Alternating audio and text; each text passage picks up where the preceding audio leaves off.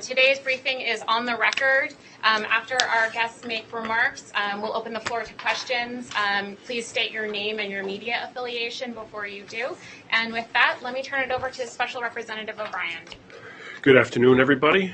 As I mentioned, I'm Drew O'Brien, and I am Secretary John Kerry's Special Representative for Global Partnerships at the U.S. Department of State. And our office is obviously delighted to share this platform today with the Darden School from the University of Virginia and Nick and Matt from Concordia. I'm going to talk a little bit about the importance of partnerships at the State Department and within the U.S. government, and then and that will sort of help us frame what we're doing here with the P3 Impact Award. So our office, the Secretary's Office of Global Partnerships, was launched in 2009. And we look at it as the entry point for collaboration between the public sector, the private sector, civil society, NGOs, universities. We've talked a lot about universities over the years, so that's why we're particularly delighted that Darden is with us in this, and civil society.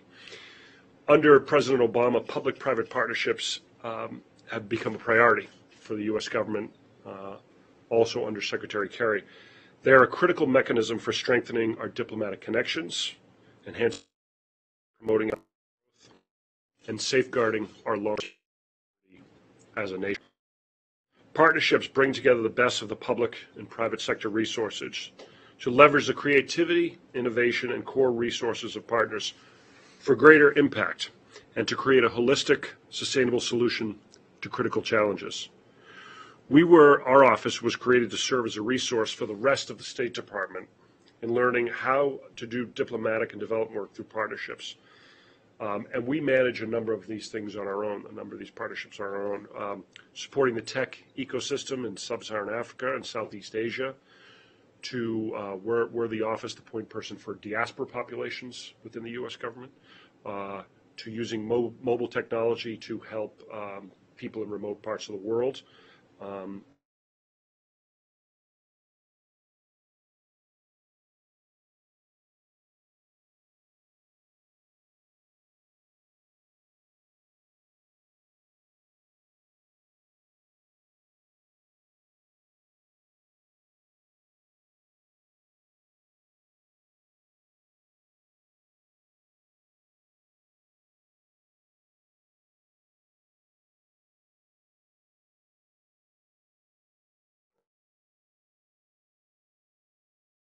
And that's what got us to this P3 Impact Award with both Darden and with Concordia. We've created the award to recognize partnerships that are changing the world in most impactful ways. This collaboration hopes to better understand the mechanisms and best practices of the modern P3. So this isn't just sort of saying, well, aren't they creative, aren't they the best? This is actually looking at the pieces that go into it, recognizing they're pieces that can be employed other places toward success. Judges from each of our organizations read over 50 applications this year and assessed them on each partner's structure, impact, innovative features, and scalability. And I will tell you, they were, I mean, I don't like to be, you have these big, everybody is a winner, because this is, in a lot of ways, this is cutting edge of what government's doing, and we're very fortunate that we've got some very willing and eager partners and enthusiastic partners in the private sector with Concordia and Darden. So I want to give my colleagues a chance to talk. I think we'll start with Dean. Give a little UVA overview. Thank you. Thank you. Let me sort of add the University of Virginia Darden School of Business. Delighted to once again partner with both the U.S. Department of State and Concordia in delivering the P3 Impact Award. Drew sort of mentioned the finalists, and to say they were in all the applications, an understatement. What we're seeing and what we are seeing through last year's applicants and this year's applicants is that businesses absolutely and increasingly are joining in public-private partnerships to address global challenges. They are providing a far-reaching impact on the communities and societies in which they operate. What we're also seeing at the Darden School is this is of interest to our students.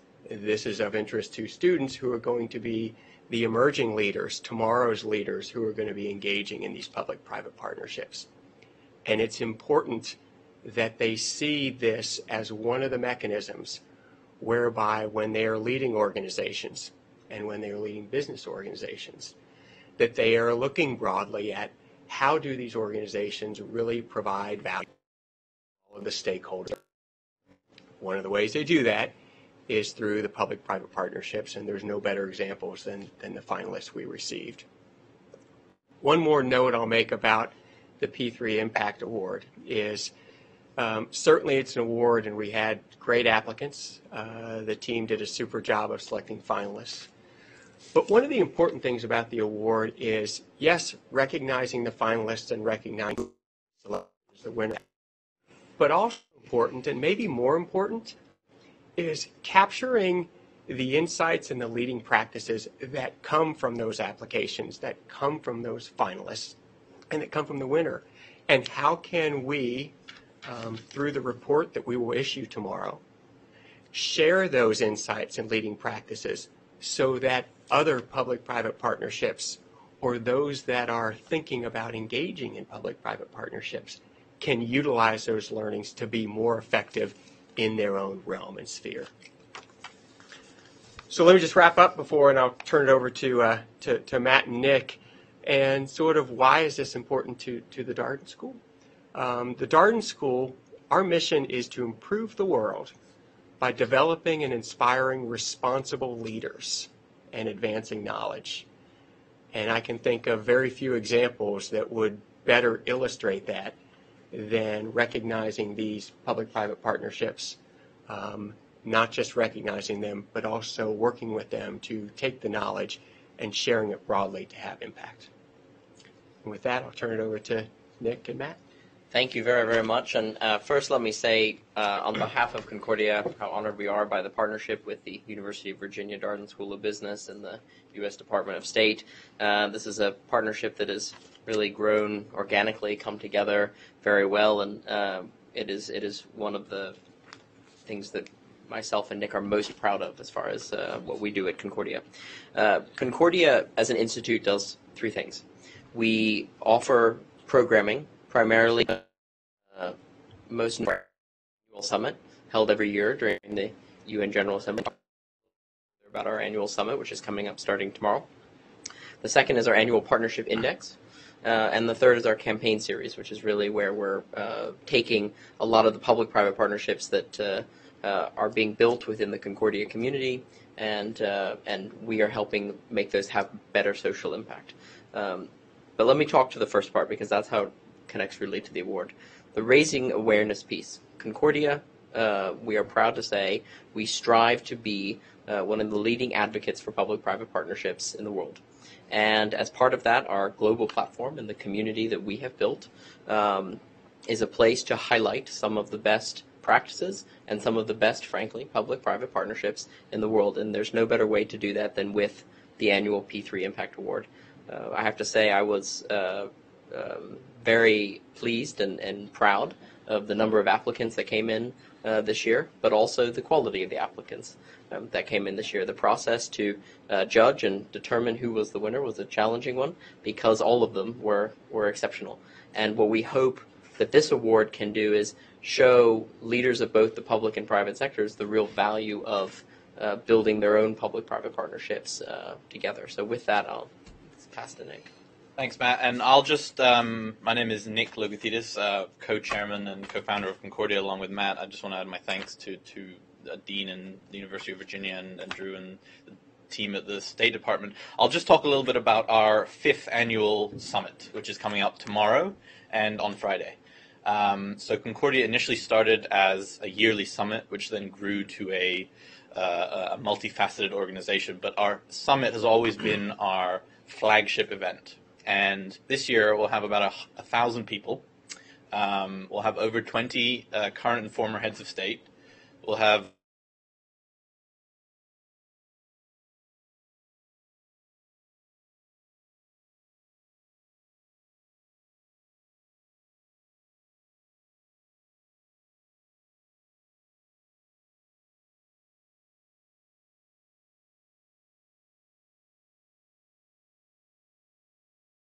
We also have developed partnerships with organizations that are real experts in what they do.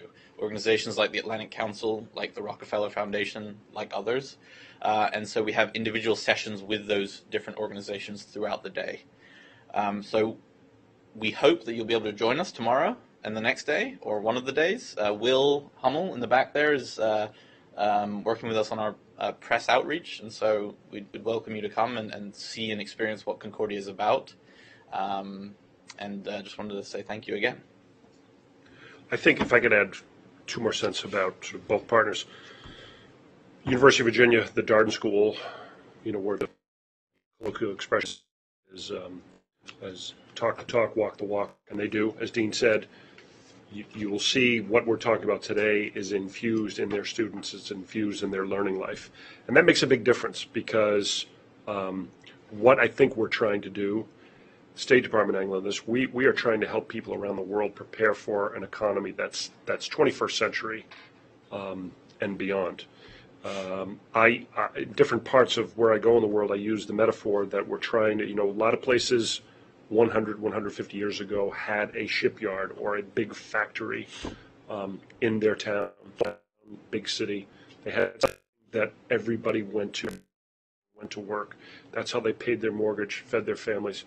Those don't exist anymore. We all know that. There are large companies, but those don't exist. We are trying, in a lot of ways, I use the metaphor, we're creating the shipyard of the future. And it's at people's kitchen tables, at their home offices. It's at a small business park in a non-urban area. It's everywhere, and that's what we're trying to do. We're trying to help people think differently.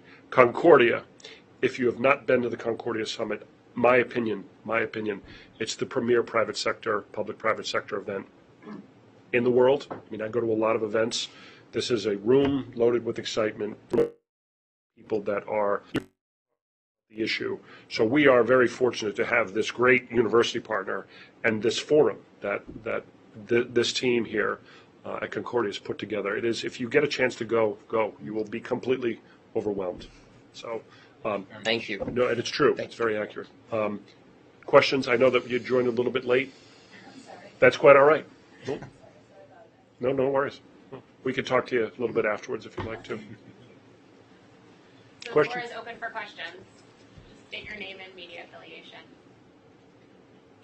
Yeah, when I register, I'm really overwhelmed. This is really very powerful and insightful.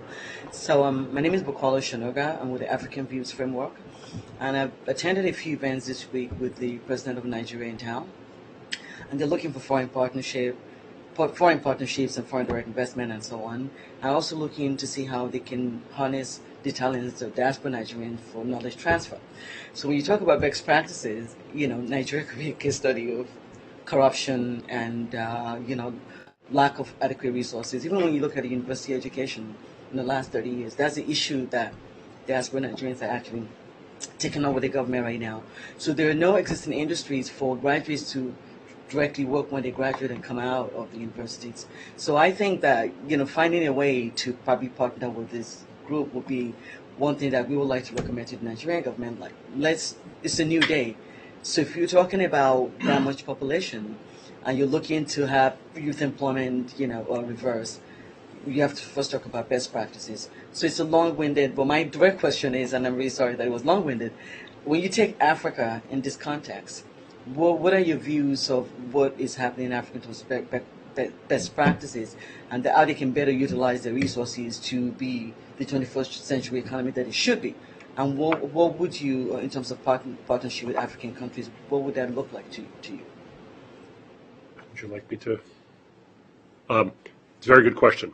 And so President Obama, in particular, has placed a lot of emphasis on our outreach to Africa as a U.S. government for what is now amounting to a good chunk of his both terms. And there's not only is it important, in a geographical sort of way, but the reality is the world's youth population is in Africa, and it will obviously continue to be that way. So it's the world population will be very Africa-centric in the years ahead. Africa has the potential to be the world's breadbasket. Africa is a place where people are enthusiastic about entrepreneurship and education.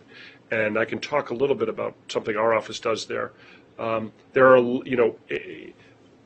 there's a lot of opportunity there. It's a matter of harnessing, doing sort of what we're doing, making sure that government is focused on bringing the private sector to the equation, working with universities, working with other, we do a lot of work with hospitals and health centers. You have to be creative about this, and I think you have to be very open-minded about it, because government, and I'm talking about the United States government, but government at one time was seen as fixing everybody's issues here, right? If you look at sort of the post-World War II economy, U.S. government did a lot for people, particularly after the Depression, not even the World War, but after the Depression.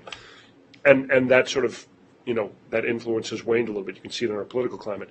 And the direct foreign investment that we used to give away as a country has declined sort of steadily too. What's the solution? The solution is public-private partnerships. It's bringing the private sector to the equation. Now, that could mean a Fortune 500 company. It could mean a Fortune 50 company. But I think for the work we're doing, it's getting people to think differently about how this equation works. And it's finding young entrepreneurs, people who have great ideas, people who haven't had the opportunity to have a formal education who may need that. And how do we make those links? And how do we show people who are, everybody's going to, not everybody, but a lot of people will make their living around the world, like I said, at their kitchen table, in their home office, in a small business park. Nobody should be left behind, because that's how the world economy is headed. And just to add, what Concordia tries to do is not be an advocate for business and not be an advocate for government. We're an entirely non-partisan, non-political organization. We try and bring the two groups together to help them better understand one another, to help them work more efficiently together, but also, as Matt said, I think, to learn from other experiences. Because there are, unique ways to do business in different parts of the world, but there are many things that are similar. And so that's what we try to play a role in, specifically as it relates to Africa. I'll be honest with you, Concordia has not been as strong in Africa as we would like. We hope that's changing. This year we have our first African CEO representative, a gentleman by the name of Jabu Lanem Mabuza, who's the CEO of Telkom in South Africa. And we're very excited about that and hope to build upon what he is on a panel to talk about youth unemployment and build upon what sort of comes from that panel. And I will also say we have a session entirely dedicated to public-private partnerships in health, focusing on Pink Ribbon, Red Ribbon, which is a very important initiative from the State Department as well. So this will be the first year that we're doing programming focused on the continent and specifically in the area of health. Our office has a program called Lions Africa, which makes linkages between entrepreneurship communities in the United States, Cambridge, Massachusetts, Silicon Valley, Charlottesville, Virginia, and just to name a few of sort of the Miami places we work with, connects them with aspiring entrepreneurs and takes them through trainings over the course of 5 to 7 days on how to talk to an investor, soup to nuts, entrepreneurship crash course. We do that. The Global Entrepreneurship Summit was just on the continent this past year. There's a lot happening there. There's a lot of things to be excited about. Thank you. Yes, sir. Bing Xin Li from People's Daily in China, but I'm based at the UN.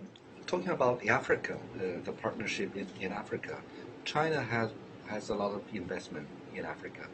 And there used to be a lot of state-owned companies there, but now there are more and more private companies in Africa, and also as well as the U.S., right. Mainly the private companies.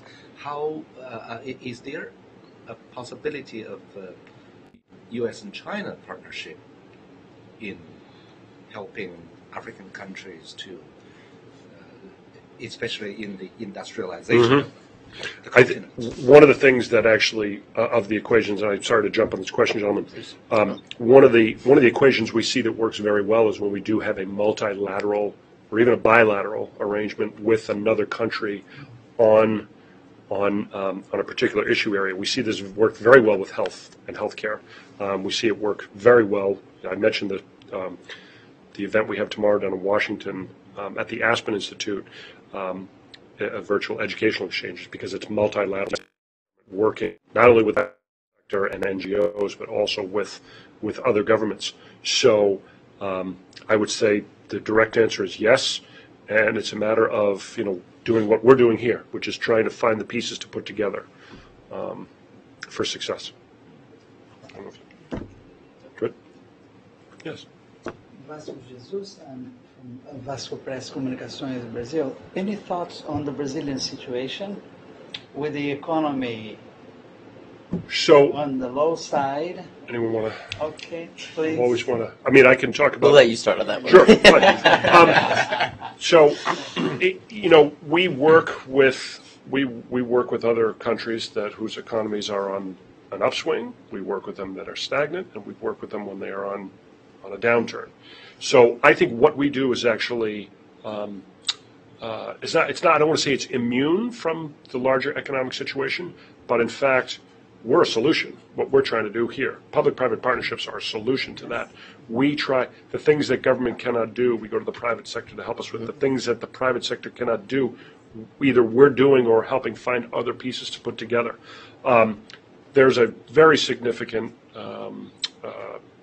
large corporate U.S. presence in Brazil. General Motors comes to mind. It's a great partner to our office of the Secretary's office, and they do help with other initiatives around the world.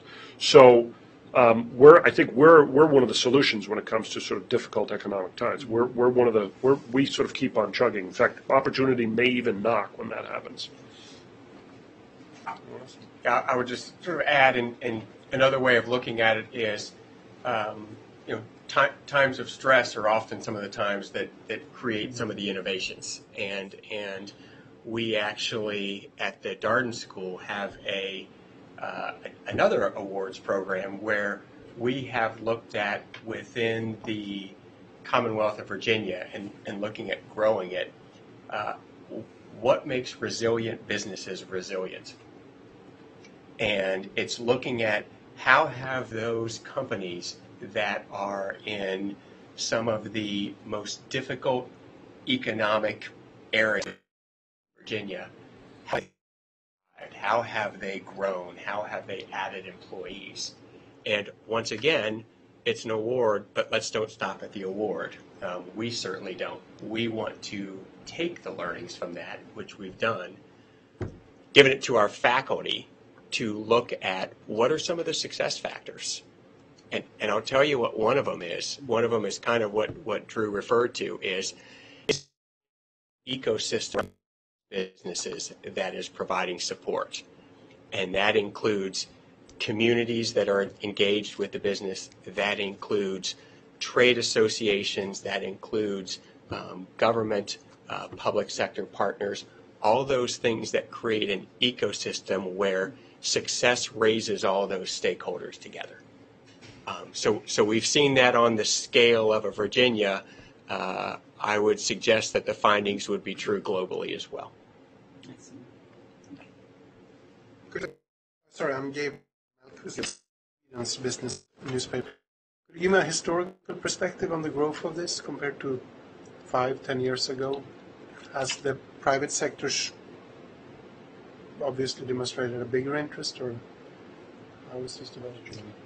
I would say significantly. I They think, know this stuff inside. This is their thing. I think for the last 15 years you've seen public-private partnerships, or P3s, as we call them, as becoming very trendy in the business community. I think there are so many instances that can be cited where there's been a failure of the public sector, or a failure of the private sector to accomplish what they need to. I think disaster relief is a very obvious arena where the private sector has stepped in and played an enormous role, and it is partnerships between corporations and governments, state, local, federal government here in the U.S., where that has played an enormous role.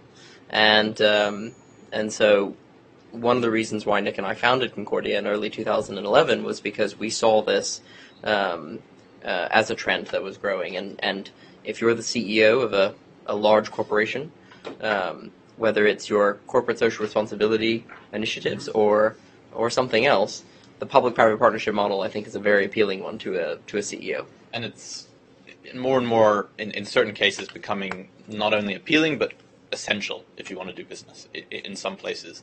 And, I mean, we can say that there are, another reason why Matt and I founded Concordia was there are at times it is difficult to work with business and it is difficult to work with government.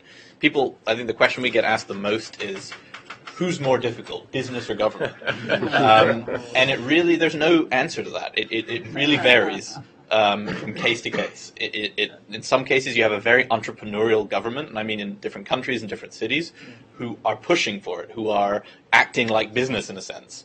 And in other cases, you have a very bureaucratic government and a very entrepreneurial type business, but it really varies. And so what we tried to do was as one of our main tenets, create a hub where those two groups could come together and learn from one another. And let me comment on the private sector side. Here's where we see this going. The CSR models that a lot of corporations today, I think, have impact. But I think the public-private partnership, the tool of public, going to become the norm as part of the CSR approach that these companies take, and that's very important because there's a lot of goodwill and interest on the public sector side and the private sector side, and in so many instances, the public sector brings tremendous scale, the private sector brings great efficiency. Together, create powerful P3s, and I think that applied for the award this year, and certainly the 5 finalists, which will be highlighted over the next 2 days, with the winner being announced by Drew and Dean and our director of research on Friday. I think you'll see the evidence of that. Yeah, and when I first took this position, when I was appointed to this position almost 2.5 years ago, one of the first reactions you get from people is that you basically have your hand out, that you're the U.S. government going to talk to the private sector about what's in it for us. Can you donate to this? Can you donate to that? And that's one part of the job. I came to understand very quickly that it's, and again, these folks around the table with me study this and know this. This is about so many other things beyond money. This is it's the CSR that sort of everybody in common. It's that social responsibility that everybody's in common. It can be a question of resources. And I'm throwing names out, but Bank of America is very good, with very great partner to our office and to the State Department on resources at a different level. IBM has a model where their employees go and work in country.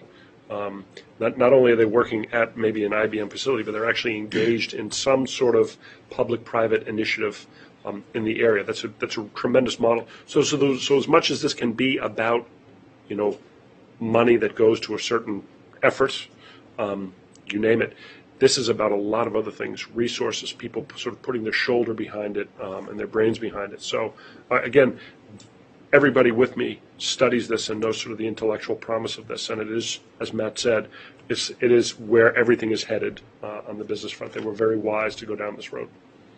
A quick follow-up. Do we know why companies suddenly are so interested in this? Do you have any idea where it comes from? I would say the pressures of the global companies better global citizens. Yeah. The information revolution has made every person in the world sort of aware of what's going on around them and sort of created a reporter out of everyone. And that puts a lot of pressure on companies to act in a certain way. I think you also see a lot of cities. Cities are really leaders in this front, and countries that are looking to reconstruct or reconstruct, like a city like Athens, Greece, is not an emerging country. It's sort of re-emerging, if in a sense, after the economic depression. They're trying to use public-private partnerships as a tool to really reinvent their city. And cities often have more flexibility to act over states or countries. And I'll add from my perspective, students, millennials. This generation is one that, and I think we should all be very optimistic about it. It's a generation that wants to positively change the world. And you see all those complexities that we talked about. You see the integration of the global economy. You see the information age.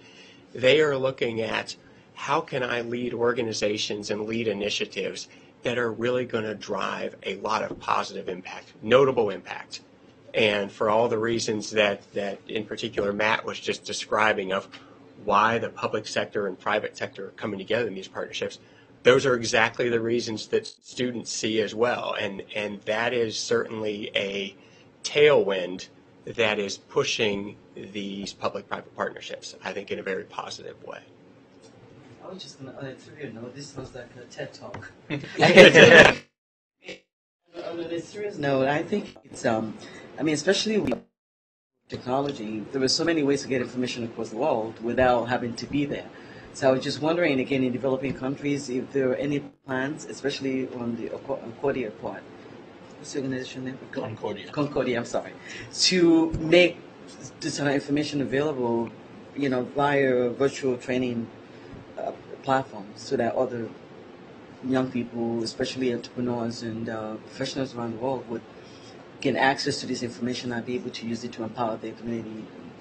Absolutely, and that's something that we will do in the future. We have not done that yet, but at all of our forums, and especially our annual summit, we have a series of sessions that we call P3 toolboxes, which is really where you come and you learn the basics, the fundamentals of how to construct a public-private partnership. Those have been very popular with our community, our global community that comes together, especially for the annual summit. But I think incorporating technology in that would be a great way to package those eventually and sort of release them to the world. It's also very clear that young people around the world actually have, they know the solutions to their problems, they just don't have the resources to make some of these things happen. And I think organizations such as yours, do a great deal of good if they have access to that information. Absolutely. I'm a little bit slow, so can you tell me more about the competition, how it works, who applies, what are the criteria, and just a little background on it. Sure. Happy to do it. So what we do is we open the competition at the beginning of the year and use a number of media channels, social media channels, including great channels at all of our organizations, to invite applications. And we invite them from, as you might imagine, partners in the private sector, partners in the public sector, and oftentimes NGOs that might be involved as well. So we invite those. We extensively use our network. The applications, when they're received, are then reviewed by an esteemed panel of judges. Each of the applications gets multiple readings, and the judges then select the finalists, the 5 finalists, and the winner, which, as Matt said, we will be featuring the finalists over the next 2 days at the summit and announcing the winner on Friday. Were you allowed to say the finalists now or no? Of course, it's public who the finalists are. We can take you through the finalists if you would like. Sure. So I think let's start with the first one, Partners in Food Solutions. It's a partnership between USAID as well as TechnoServe, and it's a partnership with General Mills, Cargill, Royal DSM, and Bueller. Also, a partnership between the Nature Conservancy and Dow Chemical. A partnership focusing on Madagascar between Coca-Cola, Rain, WSP, WSUP, and the Africa Foundation. TV Whitespace, which is a partnership between Microsoft and USAID. And then also the U.S. Global Development Lab partnering with Village Capital. Did I miss anything? That's it. Yep. And so there will be 5-minute features of each partnership over the 2-day period. And then the winner will actually be announced by Secretary Kerry. That's right. Via video. Yes. Secretary Kerry, asterisk. Yeah. Via video. Statistic-wise, just important to reference Matt's indication that this will grow. We did the first one last year, 2014. We had 18 applications. This year, I think we had at least 50. 52. 52. Read off some of the names. Chevron, Dow, Bill and Melinda Gates Foundation, Walmart, Save the Children, Unilever, Nike, Discovery Education, Walt Disney Company, Yale University, the Nature Conservancy, TechnoServe, Rain, USAID, Microsoft. All were applicants in some form, those partnerships. Was there a theme of this year's competition? Is it about water? Or no. Just I mean, anybody in the partnership space can apply. I mean, we had a whole range: health and sanitation, environment, education, technology, public safety, economic development. We had applications from across the board. What's interesting to me about the names of the organizations that you read, Matt, is and encouraging to me is that these are leading global organizations. These are organizations with yes, deep resources, both financial and capability, leadership, skill-wise, and a lot of demands on those resources. And yet, one of the important priorities that they place at the head of this list is their engagement in these public-private partnerships, which I think reinforces some of the points we're making here. Is these leading organizations, it's in a way we get some I think intangible benefit because we actually get to read through all these and really see the exciting things going on in the world of public-private partnerships. in light of this, something just came to mind. With the recent recall of 11 million cars by Volkswagen, is that the news? Something to that effect? I think it's They 17. recall- I mean, So it's more than 11. I think it's 17 million 17. as of today. anyone comment on that quickly? I actually don't know enough about the issue. Right. Yeah. So I think we're just about out of time unless I see a hand raised. One more question or so. Well, if Thank you. there are no more questions, No, that's I wanna very great. thank Thanks for you your all input. very Thank you much. all. for coming. Thank you. Yeah. Today's briefing was on the record, and our transcript will be posted as soon as it's ready at fpc.state.gov. And that concludes today's. Great. Thank you. Thank you, Daphne.